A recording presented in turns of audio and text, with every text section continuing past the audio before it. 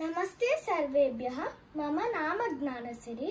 अहं हैदराबादतः तृतीयकक्षायां पठामि। अद्य अहं श्रीरामपञ्चरत्नस्तोत्रं पाठिष्यामि।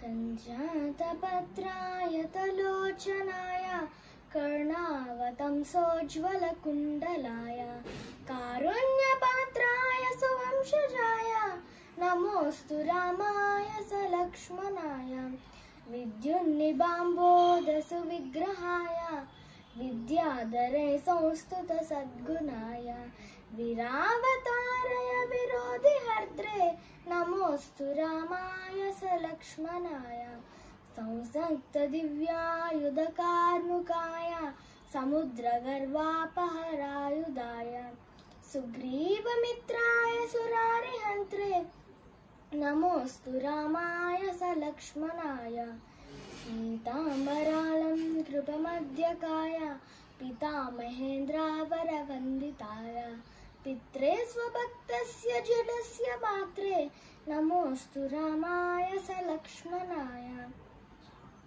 नमो नमस्ते किल पूजिताय नमो नमस्तेन्दुनिभाननाय नमो नमस्ते रघुवंशजाय नमोऽस्तु रामाय सलक्ष्मणाय इमानि पञ्चरत्नानि त्रिसन्ध्यं यः पठेन्नरः सर्वपापविनिर्मुक्तः स याति परमां गतिम् इति श्रीशङ्कराचार्य विरचित श्रीरामपञ्चरत्नस्तोत्रं सम्पूर्णं।